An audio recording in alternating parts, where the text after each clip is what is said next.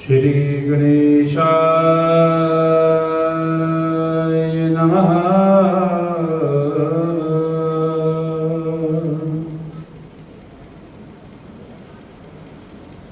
श्री नारायणाय नमः।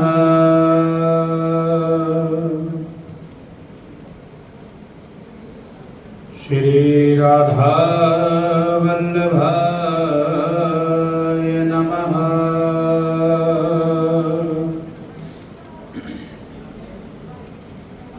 गजाननं भूतगणाधिसेवितं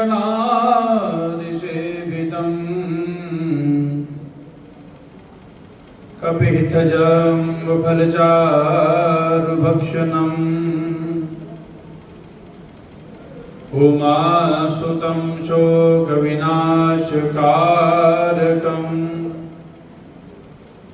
नमामि विघ्नेश्वरपादपङ्कजम्। विघ्नेश्वराय वरदाय सुरप्रियाय लंबोदराय सकलाय जगद्धिदाय नागाननाय श्रुतियज्ञविभूषिताय गौरीसुताय गणनाथ नमो नमस्ते।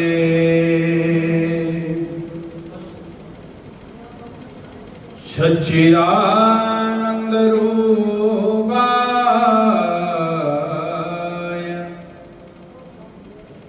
विश्वोत्पत्त्यादिहेतवे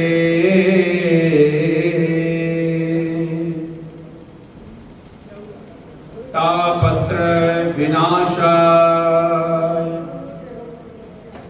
श्री कृष्णाय वयं नमः।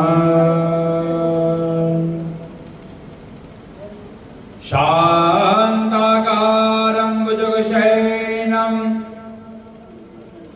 पद्मनाभं सुरेशं विश्वधारं गगनसदृशं मेघवर्णं शुभांगम् लक्ष्मीकान्तं कमलनयनं योगिभिर्ध्यानगम्यं वन्दे विष्णुं भवभयहरं सर्वलोकैकनाथम्।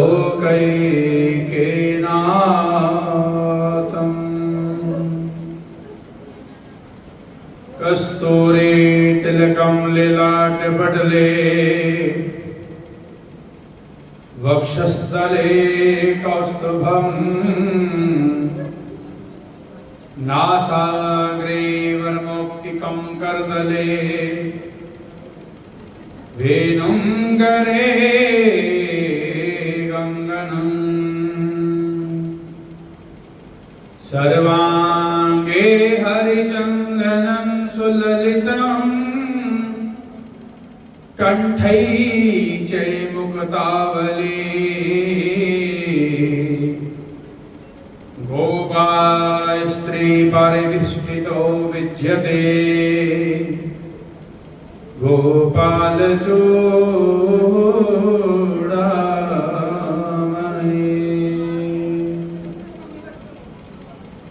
श्री विष्णुपादं प्रणम्यामि भक्त्या सर्वासनं दुःखहरखगेशं मनोहरं वायुसुमानवेगं छन्दोमयं ज्ञानघं प्रशान्तम् विष्णुपत्राय शान्ताय बलबुद्धियुताय च पक्षेन्द्रयादिवेगाय गरुडाय नमो नमः। भुवनाधिनिधनो देव शंख चक्र गदाधर अक्षय पुंडरीकाक्ष प्रेत मोक्ष प्रदो भवः। नारायण सुरश्रेष्ठः लक्ष्मीकांत वरप्रद अनेन तर्पणेनाथ प्रेत मोक्ष प्रदो भवः।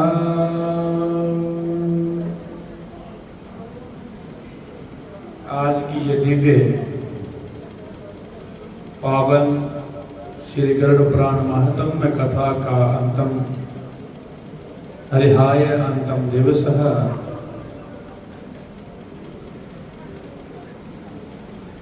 आप भली भांति जानते हैं मां महाकाली देवी के दिव्य प्रांगण शक्ति भवन में पुण्यमयी जीवात्मा पुण्य आत्मा श्री महेंद्र नाथ शर्मा जी गर्गस्य गोत्र से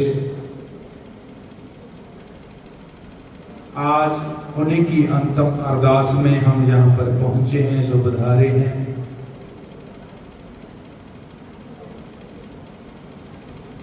जीव आत्मा पुण्य आत्मा की शरण में बैठकर भगवान के दिव्य पावन चरणारविंद में बैठकर जीव आत्मा हेतु भगवान से विनय प्रार्थना की जाती है कि हे प्रभु इस पुण्य आत्मा को अपने चरणों में स्थान देना।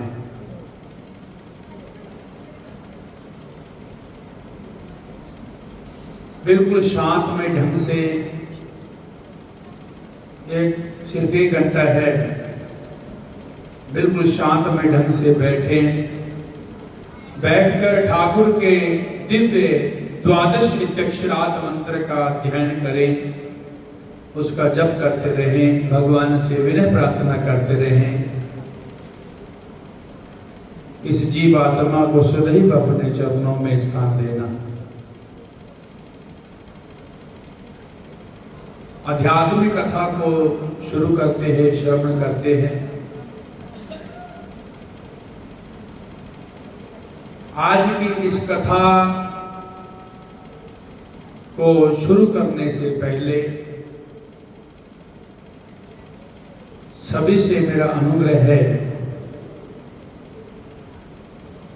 कि बिल्कुल शांतमय ढंग से बधारे, शांतमय ढंग से बैठें, इस कथा को शुरू करें ताजो जय जीव आत्मा भगवान के दिव्य पावन चरणारविंद में अपना स्थान ग्रहण कर सके। तो कहते हैं कि सुनो भरत भावी प्रबल बिलक कयो मुनिनाथ हानि लाभ जीवन मरण जस अपजस विधि हाथ। इन्हीं एक चौपाई के माध्यम से हमको बहुत ज्ञान की प्राप्ति होती है। जो जीव आत्मा का जो मिलन होता है, पुण्य आत्मा जीव आत्मा एक समान है। रामायण के भीतर ये जो चौपाई आती है कि सुनो भरत भावी प्रबल बिलक कयो मुनिनाथ लाभ हानि जीवन मरण जस अपजस विधि हाथ, ये बताया जाता है सबको। ये राजा राम जी के जो भाई भरत हुए हैं उनको बताते हैं। सुनो भरत भावी प्रबल बिलक कहो मुनिनाथ। के भरत केवल ध्यान की बात है, ध्यान होकर तुम इसको सुनो कि हानि लाभ जीवन मरण जस अपजस विधि हाथ। ये हमारे हाथ में कुछ नहीं है। जो कुछ भी है उस परमात्मा के हाथ में है। जैसे उसकी करनी होती वैसे ही फल होता है। अगर वह हानि देता है तो लाभ भी देगा। अगर उसने जीवन में जन्म दिया है तो उसका मरण भी अवश्य होगा। अगर उसने खुशी दी है तो साथ में गमी भी दी है। इस समय हम गमी के स्वरूप में हैं। ये हमारे हाथ में कुछ भी नहीं। जो कुछ है सब परमात्मा के हाथ में है। जिस विधि हाथ। फिर हम केवल यहाँ पर बैठकर उस जीव आत्मा हेतु तो भगवान का चिंतन करें।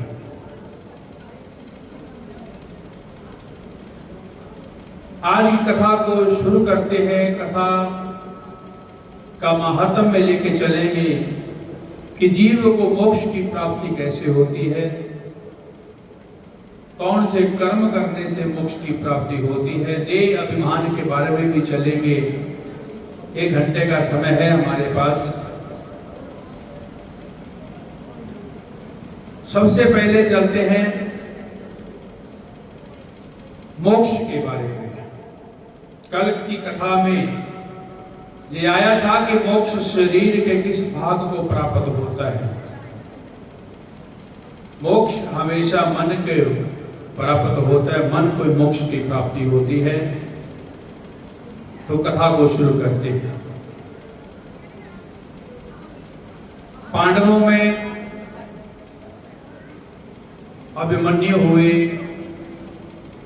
और अभिमन्यु के पुत्र हुए राजा परीक्षित जी महाराज। समय था राजा परीक्षित का।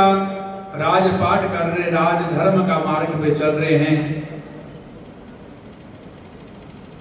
और कलयुग का आवागमन होना था, हुआ। तो कलयुग ने विनती की राजा परीक्षित को, हे राजन, मैं आपके इस राजपाट में आना चाह रहा हूं। तो राजा परीक्षित कहते हैं कि महाराज जैसे आपकी इच्छा है आना तो आ जाइए, परंतु मैं आपसे एक बात कहना चाहता हूं कि अगर आना है तो मैं आपको कुछ उपाय बताता हूं, कुछ वस्तु देता हूं। केवल आप उसी वस्तु के ऊपर ही आना, बिना बात के हमारी प्रजा को परेशान तक मत करना। तो कलयुग सियाना भी था, कहता है ठीक है महाराज मुझे बताओ। तो राजा परीक्षित ने उनको 4 वर्ण दिए, 4 वस्तुएं दी। पहली वस्तु स्वर्ण, दूसरी जहां जुआ इत्यादि खेला जाता है वहां पर वैश्यवृत्ति होती, वहां पर जहां पर पाप होते, पाप कर्म होते हैं। ये 4 वस्तुएं दी कि आप इन 4 वस्तुओं में एक वस्तु को अपना लो, परंतु हमारी प्रजा को तंग परेशान मत करना। अब जो कलयुग है वो सियाना भी है, समझदार भी है। कहते एक वस्तु की कामना की जाए, ऐसी वस्तु को मैं अपने आप ग्रहण करूंगा कि जो बाकी वस्तुएं उसी के साथ आ जाए। तो उसने स्वर्ण की मांग की कि मैं स्वर्ण के ऊपर आऊंगा। राजा परीक्षित कहते हैं ठीक है कि केवल मैं स्वर्ण के ऊपर रहूंगा, मैं और कहीं नहीं जाऊंगा।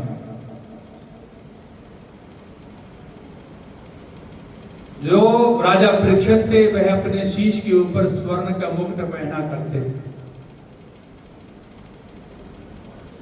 ठीक है, तो कलयुग ने वास किया राजा परीक्षित के मुकुट के ऊपर। सोने के ऊपर आगे जब राजा अपने वापस घर आया,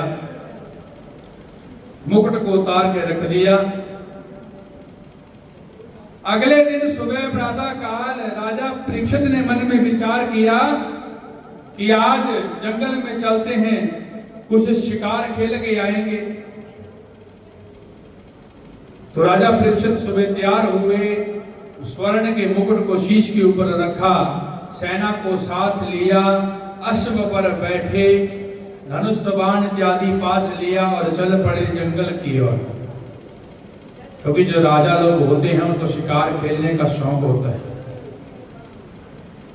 जब ऐसा अब जा रहे हैं जंगल जंगल जाते जाते राजा के मन में विचार हुआ परीक्षित में कि अहमा पित्वायाम, जल पीने की इच्छा है, आसपास कहीं जल दिखाई नहीं दे रहा,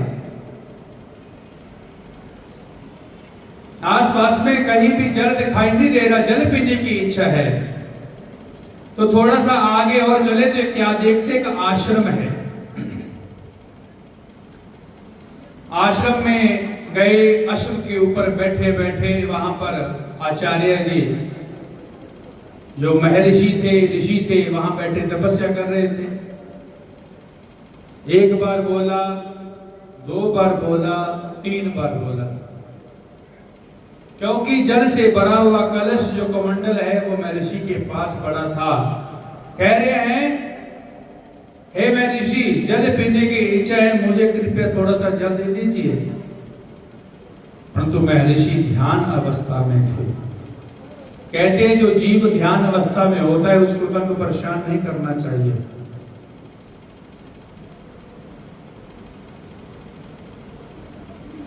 थोड़ी देर और हुई,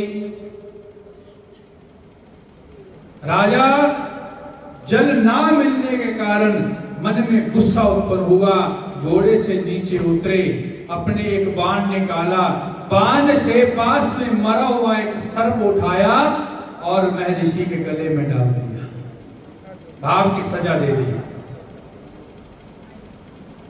ये सारा वृत्तांत उस आश्रम में रहने वाले बालक देख रहे थे।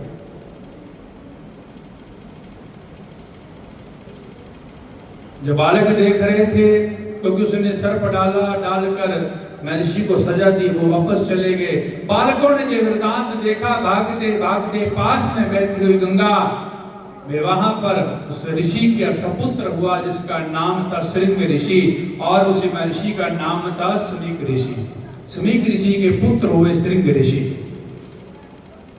जाकर बालकों ने गुरु के बेटे को बोला कि तुम यहाँ पर गंगा में स्नान कर रहे हो, वहां पर कोई राजा आया, उसने मरा हुआ सर्प आपके पिता के गले में डाल दिया।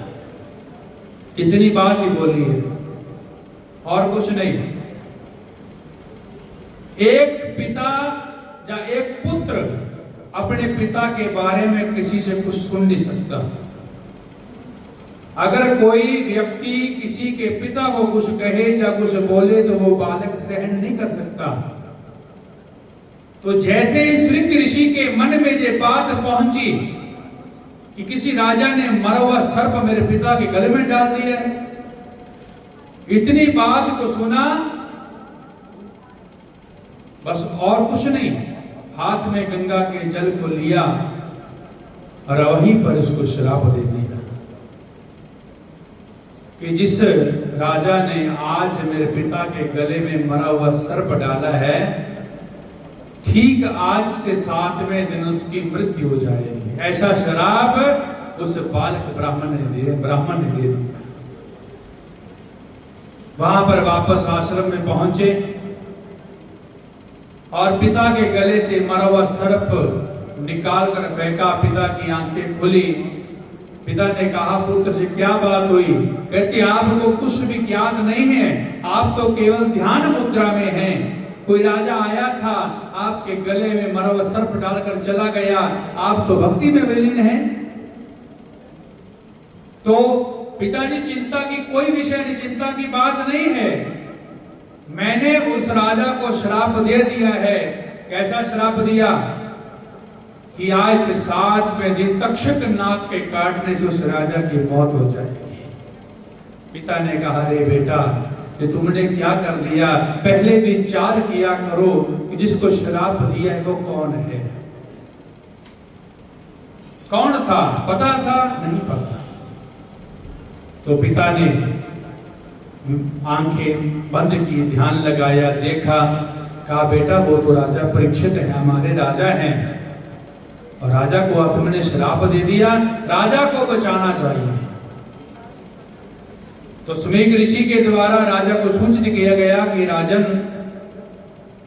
क्योंकि ये सब कुछ उसी मुकुट के कारण था, उसके अंदर कलयुग का वास था। और राजा भी जब वापस महल पहुंचा, मुकुट को उतारा, मन में विचार करने लगा कि भाई आज मेरे से बहुत बड़ी गलती हुई है, मैंने एक ऋषि का अपमान किया है। दूसरी ओर सुमेघ ऋषि कहते हैं कि उस राजा को बचाना चाहिए, उसको सूचना दी कि राजन अपना बचाव करने के लिए तुम्हारे पास 7 दिन है, अगर तुम कुछ ध्यान इत्यादि करो तुम बच भी सकते हो। सूचना राजा तक पहुंच गई। अब राजा कहता है कोई बात नहीं, देखते हैं, विचार करते हैं। महर्षि सुमेघ ने तो बता दिया। दूसरे में देव ऋषि नारद का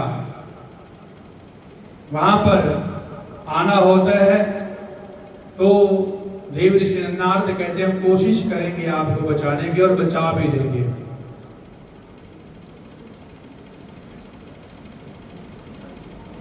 कहते हैं भाई आपको केवल ये मार्ग है भक्ति का, भक्ति के मार्ग में आपको ज्ञान की प्राप्ति होनी चाहिए। किसी ने बता दिया कि आप श्रीमद् भागवत का ध्यान ज्ञान सुने, और कहते हैं भी इससे बड़ा तो वेद व्यास जी पर कोई भी नहीं है। वेद व्यास जी के पास गए, वेद व्यास जी ने जवाब दे दिया कि मेरे बेटे को ले जाओ। सुखदेव मुनि जी के पास जब पहुंचे, उसको बोला कि एक और तो कुआं है, एक तो व्यक्ति उसमें गिर गया। कहते अगर गिर गया तो वो तो उसका कोई फायदा नहीं, उसका कुछ नहीं हो सकता, और एक कुएं में गिरने वाला है और जा रहा है, उसको क्या करना चाहिए? सुखदेव जी कहते उसको बचाना चाहिए। कहते फिर आप ऐसा कीजिए, एक ब्राह्मण बालक की ओर से श्राप मिला है राजा को, तो आप इसको बचाएं। कहते बचाने के लिए तो अब ऐसी कोई भी औषधि नहीं है, परंतु हम आपको श्रीमद् भागवत का ज्ञान देंगे। शुक्र ताल के स्थान में सुखदेव जी ने राजा परीक्षित को, व्यास की उपाधि पर सुखदेव जी बैठे हैं और यजमान की उपाधि पर राजा परीक्षित बैठे हैं। तो राजा परीक्षित को ज्ञान देना शुरू किया है। 7 क्योंकि जो श्राप है वो 7वें दिन का था, 7 दिन के भीतर 7वें दिन तक्षक नाग के द्वारा मारा जाएगा। 1 दिन की कथा पूर्ण हुई, 2 दिन की पूर्ण हुई, 3 दिन की पूर्ण हुई, और इधर से तक्षक नाग की ड्यूटी है कि मैंने उस राजा को मारना है। और दूसरी ओर इनके बेटे हुए जन्मेजय जी, उन्होंने भी अपने अपने स्थान में सभी को बता दिया जो हमारे पिता को बचाने में हमारी मदद करेगा उसको धन दौलत की प्राप्ति होगी, अनेक धन दौलत उसको दिया जाएगा। एक वैद्य हुए हकीम, ये 5वें छठे दिन की बात है कि हम भी जा रहे हैं। इच्छाधारी जो नाग होते हैं ना, तक्षक नाग था, वो इच्छाधारी मानस रूप में था। दोनों एक और वैद्य है और दूसरी ओर नाग है, दोनों जा रहे हैं।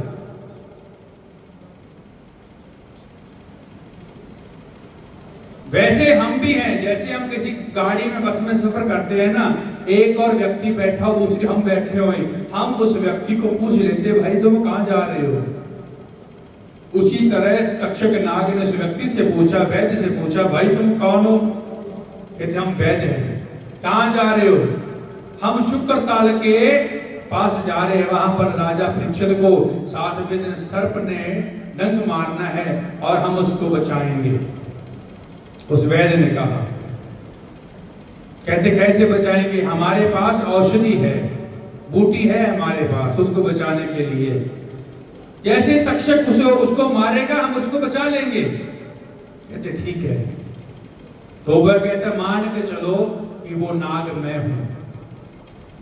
एक बट का वृक्ष है जिसमें दूध होता है, उसके ऊपर उसने डंक लगाया, वो बात जैसे डंक लगा वो सूख गया।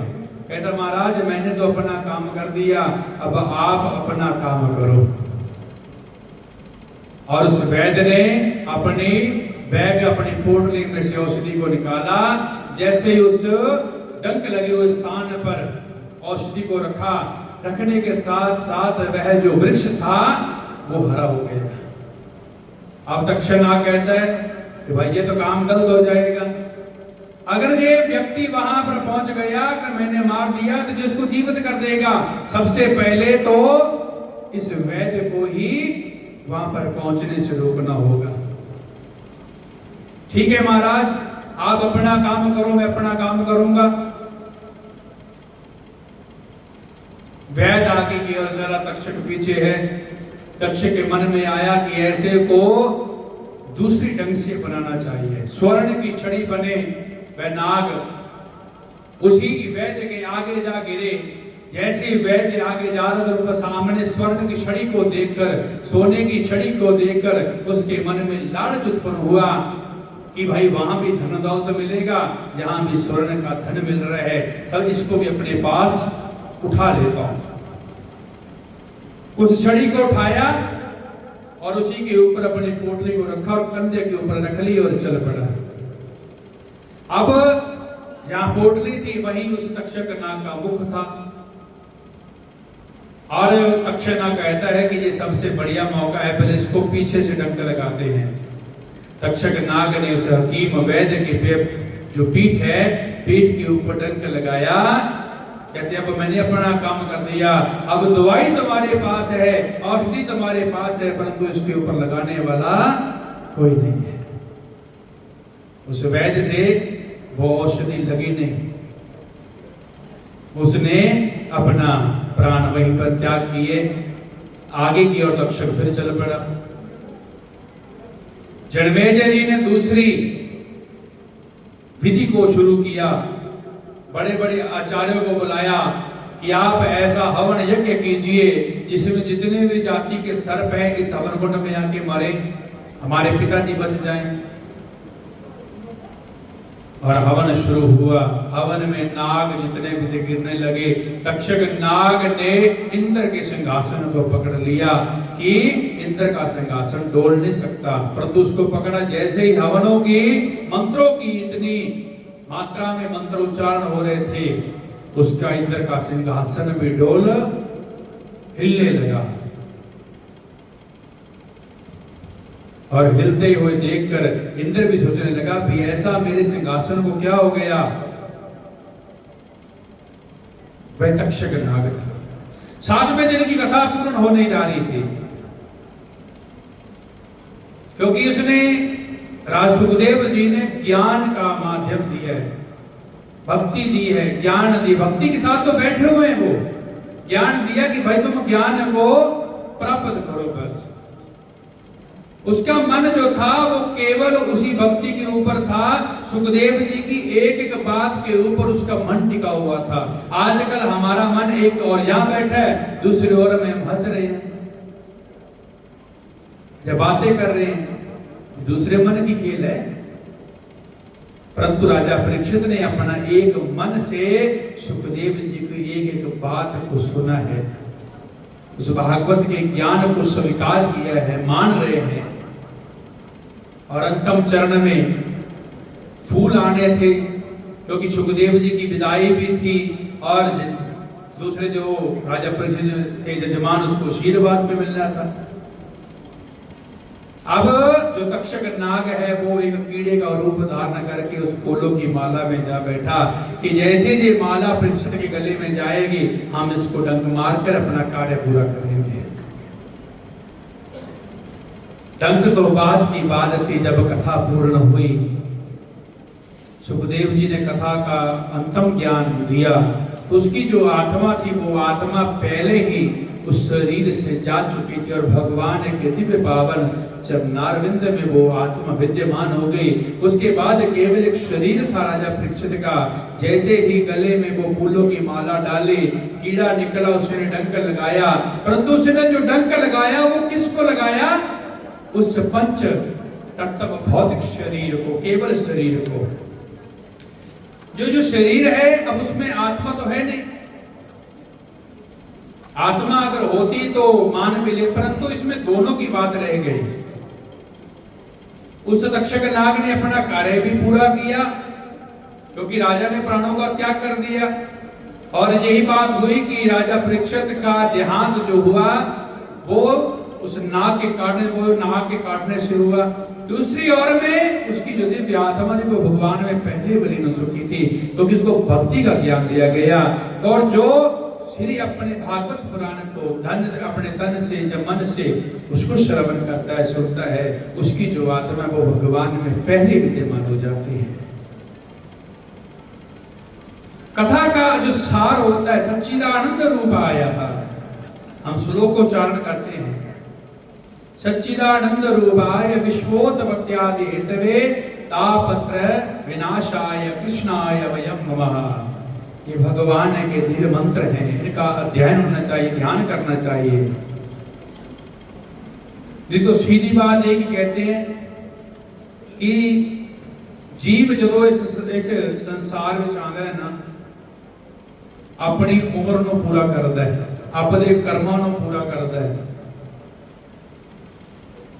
बाबू जी भाव कि ये पुण्य आत्मा, पुण्य जीव श्री महेंद्रनाथ जी, इनका जन्म 22 अगस्त 1938 को हुआ और 13 जून 2024 को भाव की 86 साल की आयु का भोग किया। 86 साल की आयु को पूरा किया और उस परमात्मा के दिव्य पावन चरणारविंद में जा पधारे। हमारे सम्मुख में एक चित्र है, पूजनीय बाबू जी का चित्र आप सभी के सामने है, जिसको आप फूलों के फूल डाल रहे, अर्पित कर रहे, पुष्पांजलि दे रहे हैं, श्रद्धांजलि दे रहे हैं। इनके बैठने की व्यथा को देखिए, कैसे बैठे हैं। गले के अंदर फूलों की माला है, मस्तक पर तिलक है, बैठने का ध्यान भी है। और शीश को अगर देखा जाए तो शीश के पीछे किरणें हैं। ये किरणें कैसे होती हैं? या तो भगवान की होती हैं, या जो पुण्य करने वाले जीवों की होती हैं। आप बाबूजी ने 86 साल की उम्र का भोग किया है और उस परमात्मा के दिव्य शरीर में चरणों में जा पधारे हैं।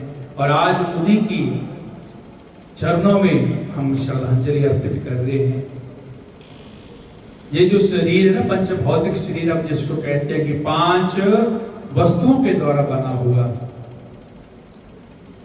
अगर हम कहें हम तो 6 को मानते हैं कि इसमें 6 होते हैं, गुरबाणी में भी आता है, सभी में आता है ये कि पंच भौतिक कोई ज्यादा है, इसके ऊपर छठा कभी नहीं हुआ। 5 तत्व को तन रचियो, जानो चतुर सुजान,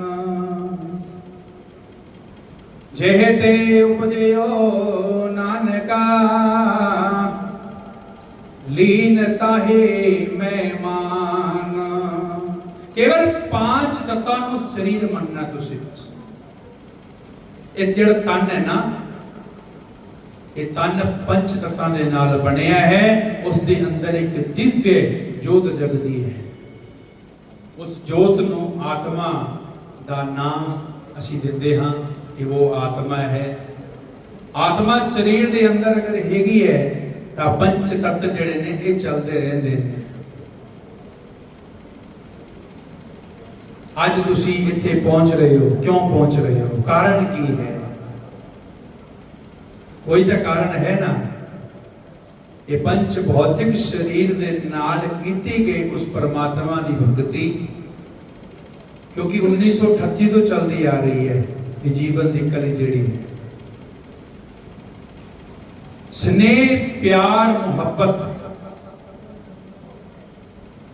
सारियां दे नाल बड़े प्रेम दे नाल चलना। क्योंकि 15 साल दे नाल मेरा भी स्नेह है, 15 साल का घट्टो 2011 तो लेके 12 तो लेके। ये जीवात्मा जो पुण्य आत्मा के बराबर रुतबा है इसका, भगवान को मानने वाले। आगे इनके सुपुत्र बड़े राजेश जी, उनसे छोटे नरेश जी, और उनसे छोटे राकेश जी, और एक बेटी है। यही परिवार के अंदर जैसे बाबूजी के नियम थे, वही नियम आगे सपुत्रों ने स्वीकार किए हैं कि हम भी अपने पिता के बताए हुए मार्ग पर चल रहे हैं। जैसे बाबूजी का स्नेह था, वैसे सपुत्रों का स्नेह है।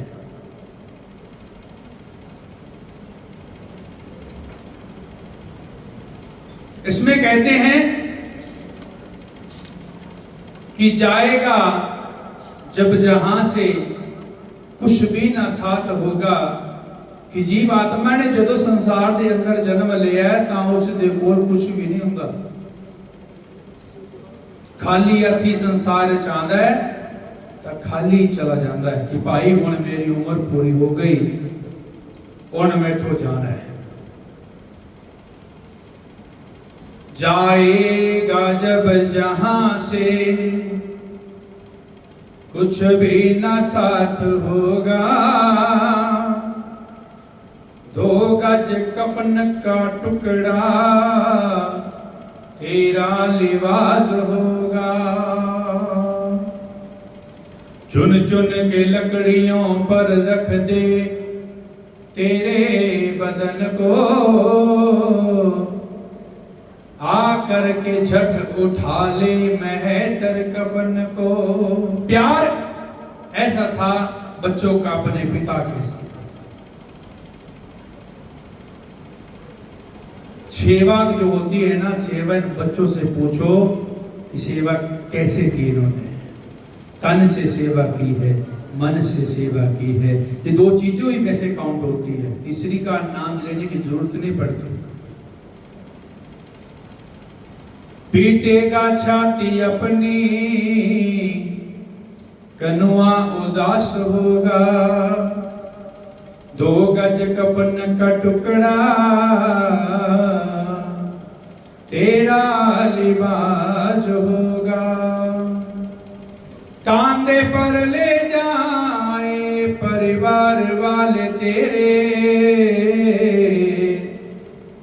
जमदूत ले पकड़ कर डालेंगे घेरे। दे देगा आग तुझ में बेटा जो खास होगा, 2 गज कफन का टुकड़ा तेरा लिबास होगा। सफेद कपड़ा उस जीव आत्मा को दिया जाता है कि भाई अब तुझे ये जो सफेद कपड़ा दे रहे हैं, क्योंकि जन्म हुआ था तो तेरे पास कपड़ा नहीं था, बिल्कुल भी नहीं। नग्न शरीर से तुमने जन्म लिया है। जब जा रहा है तो केवल एक जो तुझे सफेद कपड़ा देते हैं कफन की तरह, उसको कफन का नाम दिया गया, उसको कपड़ा नहीं कहते। दुकान से भी मांग करने हम कहते हैं कफन का कपड़ा दे दीजिए, कितना लेना है, इसको सवाई में नहीं लेते, इसको पौने में लेते हैं। 8:45 ले लीजिए, 7:45 ले लीजिए, 5:45 ले लीजिए। ऐसे नियम के अनुसार चलता है, क्योंकि जन्म और मरण में यही 2 चीजें होती। जन्म होता है तो खुशी होती है, जब मरण होता है तो खुशी नहीं होती। कबीर जी ने कहा है कि जब हम आए इस जगत में जग हंसे हम रोए, और ऐसी करनी कर चले हम हंसे जग रोए। बच्चे का जन्म होता है तो सगे संबंधियों के भीतर खुशी होती है, प्रसन्नता होती है कि आज हमारे घर में बालक ने जन्म लिया है। जब वह अपने कर्मों को पूरा कर कर इसी संसार से जाता है, तो जो पहले सगे संबंधी के मन के भीतर हर्ष था, खुशी थी, आज उनके आंखों में अश्रु बह रहे हैं, भाव कि आज वो रो रहे हैं।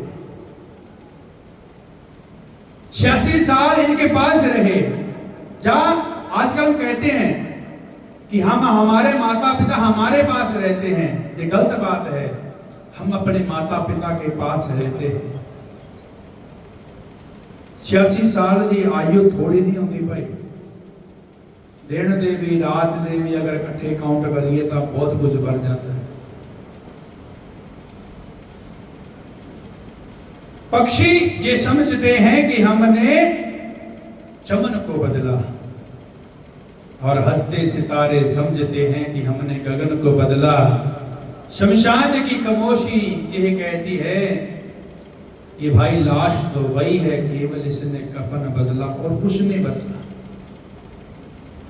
एक दिन के लिए, 2 दिन के लिए शमशान घाट का जो दाह कुंड होता है वो हमारा होता है, केवल एक दिन के लिए, जा 2 दिन के लिए, तीसरे दिन वो कुंड को खाली करना पड़ता है। उसी तरह जो शरीर है, उसी तरह जो सब कुछ है, एक जो मुसाफिर खाना है, मुसाफिर आया, विश्राम लिया, विश्राम लेने के पश्चात इस आश्रम को छोड़कर चले जाते, क्योंकि मुसाफिर खाने में 1 से 2 दिन के ऊपर किसी को रहने की आज्ञा नहीं होती। इसलिए ये जगत मुसाफिर खाना है, ये जगत का भाव, ये जो संसार है ये मुसाफिर खाना है। इसकी व्यथा आगे आएगी थोड़ी सी। मिट्टी से मिले मिट्टी बाकी खाक होगी, सोने सी तेरी काया जल करके राख होगी। दुनिया तो त्याग तेरा मरकट में बास होगा, 2 गज कफन का टुकड़ा तेरा लिबास होगा। 5 तत्व को तन रचे हो, जानो चतुर सुजान। ये ਅਸੀਂ स्वीकार करते हैं कि साडा शरीर पंच भौतिक शरीर है। आत्मा गई चली, केवल शरीर रह गया। शरीर दे नाल कोई असी ज्यादा टाइम बैठ नहीं सकते, उस पंच भौतिक शरीर में खेल नहीं सकते। फिर तो जिन्हें भी ने भाई कहते हो तो जल्दी जल्दी आप जो भी आगे विहार करने पूरा करिए। जीवित है, हम उसके पास बैठते, उसके संग में रहते, बोलते हैं, चलते, सब कुछ करते हैं। मिट्टी से मिले मिट्टी, क्योंकि ये शरीर के अंदर जब 5 भौतिक अंदर से चले जाते हैं, वो ही अपना स्थान छोड़ देते हैं कि भाई हमारा भी आपके साथ कोई लेन देन नहीं है। लेन देन किसके साथ है? उस अंदर वाले ज्योति के साथ उसका लेन देन है। आत्मा है तो लेन देन चल रहा है, पंच भौतिक भी अपना साथ दे रहे हैं। उसके बाद वो भी पीछे हट जाते हैं कि भाई तुम पीछे हट रहे हो और हमारे अंदर कैसी कौन सी शक्ति है, हम क्यों रहें, हम भी आपके साथ ही पीछे की ओर चलेंगे। शमशान में उस जीव को लेके जाया जाता है, शरीर को, उसको फिर जलाया जाता है। जलाने के पश्चात 80 सेंचन होता है। मिट्टी से मिले मिट्टी बाकी खाक होगी, सोने से तेरी काया जल कर के राख होगी। हमारी जो बॉडी इज गोल्ड, हम मानते हैं, कई नहीं मानते। हमारी बॉडी है ये गोल्ड के बराबर है, स्वर्ण के जैसे। जिस तरह एक सुनार स्वर्ण को सभी के सामने ऐसे नहीं रख देता, जब वो शीशे में बंद होगा, जब वो अलमारी में बंद होगा, और अगले दिन तो अभी रात्रि को अपने साथ घर में लेके चला जाएगा कि दुकान पे रखने योग्य ये चीज नहीं है। उसी तरह जिस हमारा जो शरीर है, जो गोल्ड है, हम इसको इतना साफ करते रहते हैं, इसको कभी मैला नहीं होने देते। तेल लगाते हैं, साबुन लगाते हैं, मैल आती उसको साफ करते हैं। ये फिर आप समझो ये गोल्ड है या नहीं है। मिट्टी से मिले मिट्टी बाकी खाक होगी, सोने सी तेरी काया जल कर के राख होगी। कुछ ही मिनटों में जो तुम्हारा गोल्ड है वो पिघल जाएगा। ऐसे गोल्ड भी पिघलता है। गोल्ड को भी स्वर्ण आग क्या करती, पिघला देती है, और शरीर को भी आग ही बिल्कुल खत्म कर देती है। उसके बाद राख बना देती है, अस्थि बना देती है। जितना जन्म था, जन्म में आपका वेट था, उतना वेट आज उसने आपको वापस दे दिया। भगवान से क्या लिया? कुछ भी नहीं लिया। भगवान ने क्या दिया? वो जितना दिया, 2 किलो 2.5 किलो का बच्चा दिया, उतना ही उस बच्चे के स्वरूप को, जैसे माँ उस बच्चे को अपनी गोदी में लेके चलती है, बाद में वही पुत्र उस अपने दादा को, अपने पिता को अपनी सी गोदी में लेकर शमशान से लेकर हरिद्वार की ओर लेके चलती है। जाओ हमारे संग हरिद्वार के लिए प्रस्थान करो। वो बालक ही तो है। समझने योग्य चीज वस्तु होती और कुछ नहीं। वो फूल नहीं होते, हम कहते हैं कि वो फूल है। हम तो भगवान जो कहते किमी है किम कायस खंडु किम उपायस त्रिभुवनम। भगवान के ग्रंथों में कुछ इसका उल्लेखन मिलता है कि जितना जन्म में दिया था उतना मरण में हमने उसको वापस ले लिया है। जन्म में भी बालक को दिया था, बाद में उसकी पालना पोषण भी हम करते हैं।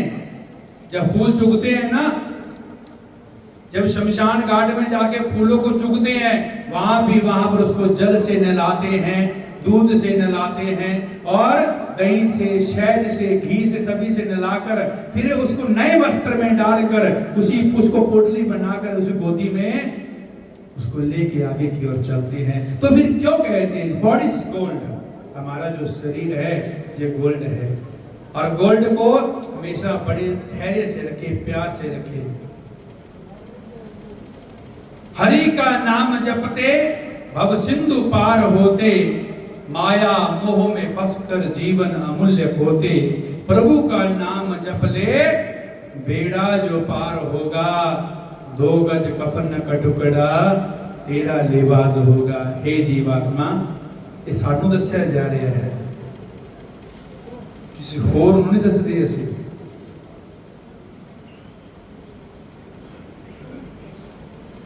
ये मानना चाहिए ये परम सत्य होता है, बाकी का सब कुछ झूठ है।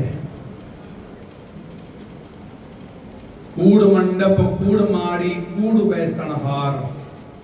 कूड़ का भाव होता है झूठ, मंडप होते हैं घर बार। गुरबाणी में लिखा हुआ है, स्पष्ट लिखा हुआ है, कूड़ मंडप कूड़ माड़ी कूड़ वैसणहार। ये सब कुछ ये झूठ के तुल्य है, इसके अंदर सच 1% भी नहीं है। सच क्या है? जो बाद में 2.5 किलो की पोटली हमारे हाथ में आती है, फिर हम कहते हैं कि ये शरीर जो है जैसे केवल इतना ही है। उसमें कहते हैं जो आया सो चलसी सब कोई आई वारी है। वारी तो देखो सारे दी आनी है। जो आया सो चलसी सब कोई आई वारी है। मारे राखे एको आप मानस के किस नहीं हाथ। मानस के हाथ से कुछ भी नहीं है। मानस विचार करे कि भाई मेरे को सब कुछ है, आज मैं जा रहा मंदिर से जा रहा श्रद्धांजलि दे के आवांगा। ये मानस के विचार ने। भगवान कहते हैं कि ये जीवात्मा इस हृदय से ज्यादा, इस शरीर से ज्यादा अभिमान ना कर। ये पता नहीं केड़े टाइम किसी का साथ छड़ जाता है। भाऊ जी जो पूरे होए 12:34 12:35 के लागे तक टाइम से उन्होंने श्वास दिते ने घर दे अंदर ही, कोई बाहर नहीं किधरे। जीव आत्मा का यही तो नियम है, क्योंकि शरीर जो पंचभौतिक को छड़ के जो पुण्य जीव आत्मा अंदर जाके बैठता है, प्रवेश करता है, क्योंकि जो भगवान की भक्ति च बलीन है उसकी आत्मा पुण्य आत्मा कहलाती है मेन। नहीं तो जीवात्मा ये सार्थिक आत्मा है। गीता में भी श्लोक आता है, ये आत्मा जो है हमारी वो कैसी है? नैनम शिरंति शस्त्राणि नैनम दहति पावका न जैनम कलेदयन्त्यापो न शोष्यति मारुतः। तो भगवान अर्जुन से कहते हैं कि हे अर्जुन, आत्मा अजर भी है, अमर भी है। ना तो इसको आग से जलाया जाता है, क्योंकि हम कहें हम उसको जला के आए हैं। हमने आत्मा को नहीं जलाया, हमने केवल उस शरीर को जला के आए हैं। ना तो इसको पानी भिगो सकती है, ना इसको हवा इसको सुखा सकती है, ना कोई अस्त्र शस्त्र इसको काट सकता है। आत्मा का विनाश नहीं है, ना ही कभी आत्मा का विनाश होया है। ये केवल जीवन का जिहड़ा आधार है, साडी जिहड़ी शरीर की जिहड़ी जिंदगी की जो भी है उम्र है, एक इहो जी है। इसी दे प्रकाश थोड़ा जिहा पावांगे। सामने दीपक चल रहे हैं, दीपक के अंदर बत्ती भी है, दीपक के अंदर घी भी है, दीपक के अंदर लाड भी है। हुण एक मेन सब तो ज्यादा दफा योगदान किसदा है? इस पात्र का, कटोरी का। ਦੀਵੇ ਦਾ। ਉਸੇ ਤਰ੍ਹਾਂ ਦੀਵਾ ਕੀ ਚੀਜ਼ ਹੈ? ਸਾਡੀ ਆਪਣੀ ਬੋਡੀ ਦੀਵਾ ਹੈ और कुछ नहीं है। आत्मा इसके अंदर की है? वो तेल ते वो बत्ती का काम कर रही है, लाडू का काम कर रही है। जेड़ा तेल क्यों है इसके अंदर की है? वो नाम है उस परमात्मा। गुरबाणी में भी आता है, प्रभु का सिमरन सबसे ऊंचा। केवल सिमरन ही दे नाल ही ये साडा शरीर चलता है। इस सिमरन दे तेल दे नाल ही ये दीवा चल रहा है। और ये भजन है, दीवे दिलो वांगो जिंदगी दा खेल वे, बुझ जाना दीवा जदों मुक जाना तेल वे, बुझ जाना दीवा जदों मुक जाना तेल वे। अगर इसके अंदर जदों तेल खत्म हो गया तो फिर ना बत्ती काम दी है, ना कटोरी काम दी है, भाव की ना दीवा काम है, फिर तो चक्किया दे बार सटता। उसी तरह जदों तक आत्मा इसके अंदर चल रहे है, जदों गया चला तो फिर ये दीवा भी साडे काम दा नहीं। इस नूं कहने भाई इस नूं लै जाओ हुण तां, क्योंकि हुण इस दे अंदर कुछ भी कढन पाण नूं कुछ नहीं है। मारदा उडारियां तो उड्डिया न जाना वे, जद उठना तो बंदे आ डिग डिग पहनाए। काल दे शिकारियां ने मारनी गुलेल वे, बुझ जाना दीवा जदों मुक जाना तेल वे। एह दुनिया एक रहन बसेरा, ना तो किसे दा बंदे ना कोई तेरा। दुख सुख सारे बंदे करमां दे खेल वे, बुझ जाना दीवा जदों मुक जाना तेल वे। केवल दुख ते सुख उस बंदे दे कर्म ने, और कुछ नहीं। सुख दे नाल भी जी रहा है, दुख दे नाल भी जी रहा है। सुख दुख सारे बंदे कर्मां दे खेल ने, सब कर्म दे ऊपर डिपेंड है और विशेष कुछ भी नहीं। दस केड़ी गल दा तो मान करे प्राणियां, चढ़ चढ़ पत्ते जदों सुक जान टाणियां। हवद बरूला मुड्डो उठ सुटे वेल वे, बुझ जान दीवा जदों मुक जान तेल वे, बुझ जान दीवा जदों मुक जान तेल वे। की लेके आया बंदे की लेके जावेगा, खाली हथ आया जग विच खाली हथ जावेगा। सुते रहना स्टेशनां ते लंघ जानी रेलवे, बुझ जाना दीवा जदों मुक जाना तेल वे, बुझ जाना दीवा जदों मुक जाना तेल वे। भाव जदों असी किसी थां दी यात्रा करनी होवे, धार्मिक स्थान दी यात्रा करनी होवे तां असी एक टिकट बुक कराने हैं। उसे तरह जीव भी जदों भगवान के आशीर्वाद नाल संसार च आंदा है ना, टिकट पहले बुक करा के आंदा है। भाई मैं महाराज मैं किन्नी कोई यात्रा करनी है? कहते यात्रा उन्ना चिर करनी जिन्ना चिर तेरे अंदर कोई मन के अंदर कोई द्वेष भावना आ जाए। तू मन के चल अगर मैं 100 साल की यात्रा करनी तो 100 साल की यात्रा पूरी करवाऊंगा। सोचा कि 20 साल की यात्रा फाइनल करनी है तो 20 साल तो ऊपर 21 साल की यात्रा नहीं है। जदों असी टिकट बुक करा ली, पहुंच गए स्टेशन से, सानू वेट करनी पैंदी कि भाई मेरी गड्डी आने वाली है। सोचा होवे कि भाई सो जाने आ, गड्डी आओगे, गड्डी वाला उठाऊगा कि उठ जाओ भाई तुहानू लैण आए हैं ना, इत्थे तो सानू वेट करनी पऊगी। वेट जरूरी है।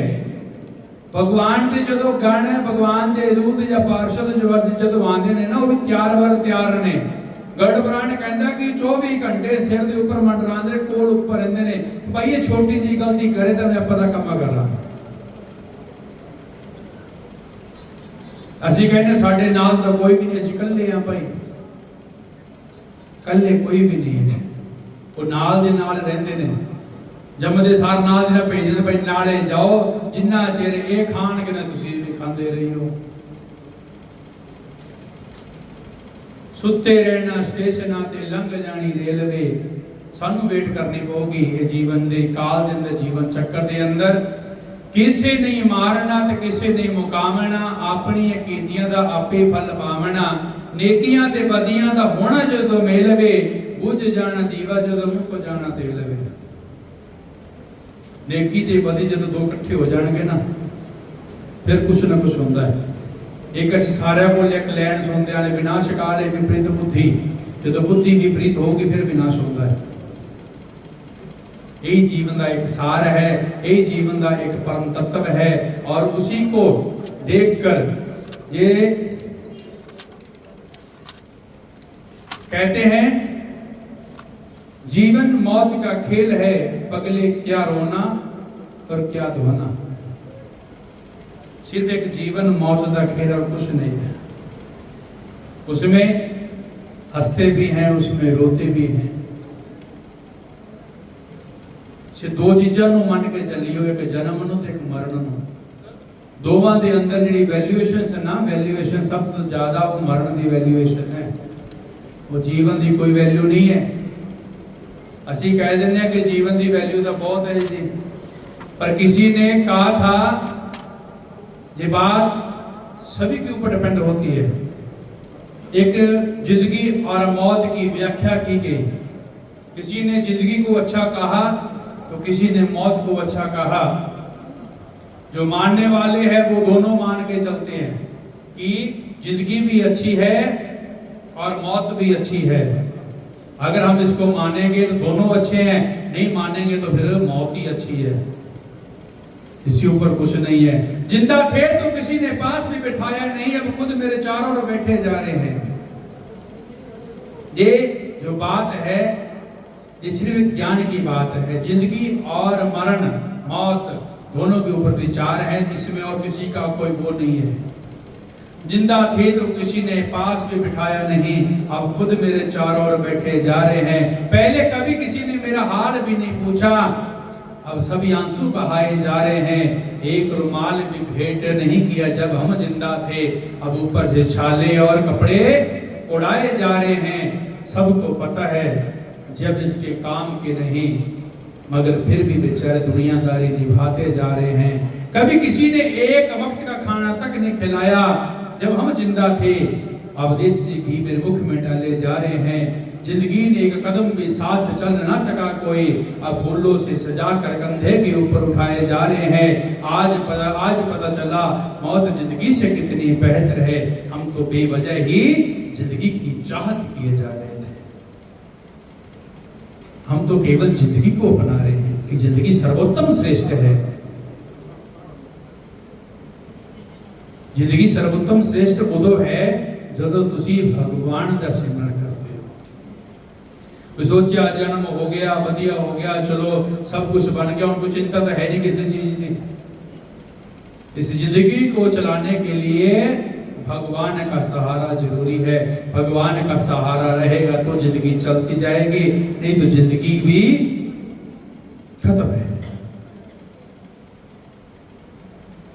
ये सब कुछ उस भरत को बताते हैं पहली पंक्ति फिर आ जाती है सुनो भरत भावी प्रबबिल थकयो मुनिनाथ हानि भी है लाभ भी है जीवन भी है मरण भी है खुशी भी है दुखी भी है तुम क्यों चिंता करते हो जो होता है न होनी का है चिंता ताकि कीजिए जो न होनी होए ए मार्ग संसार को नानक थिर नहीं करे ये मार्ग ही है केवल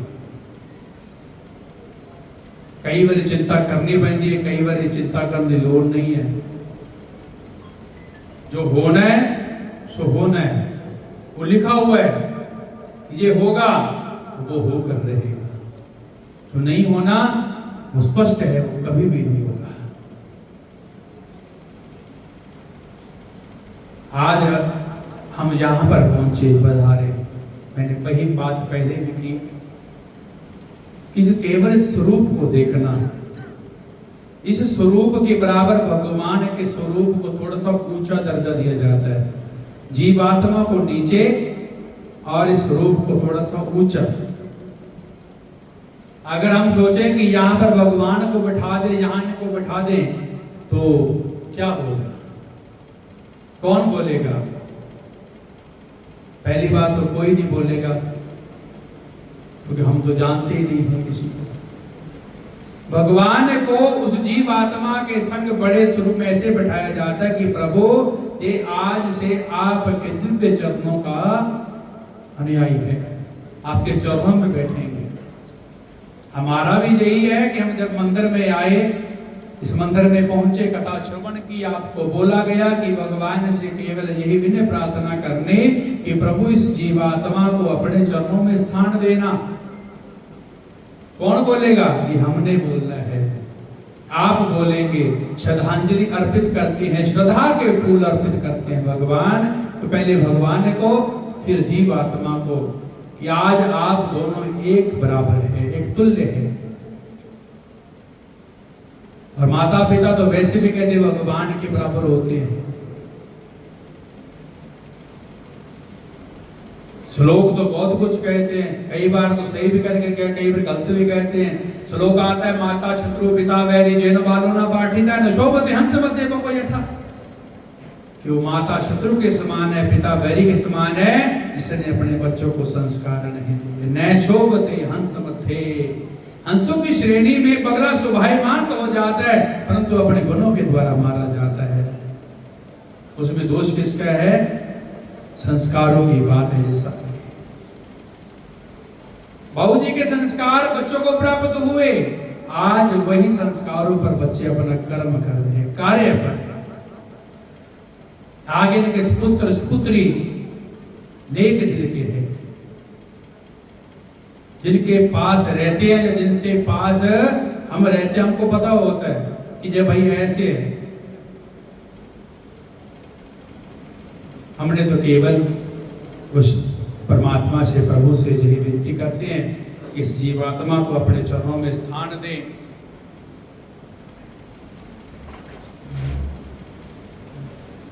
बोलने के लिए, हाँ जी राकेश जी, बोलने के लिए आएगा कोई बोलने के लिए?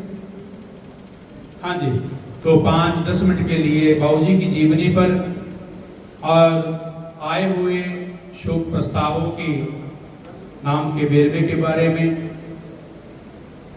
बाबूजी की जो जीवनी चरित्र है वो 1938 से चल रही है, और हम जानते हैं केवल 2011 से। उससे पहले का जो वृत्तांत है, जब बच्चे इनको बता देंगे, या जी आपको बताएंगे।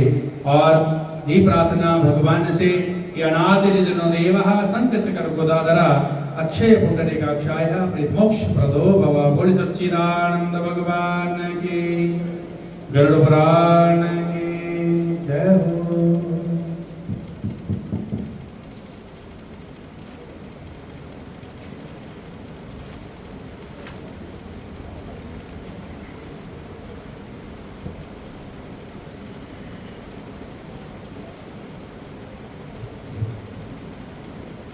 सुन हूं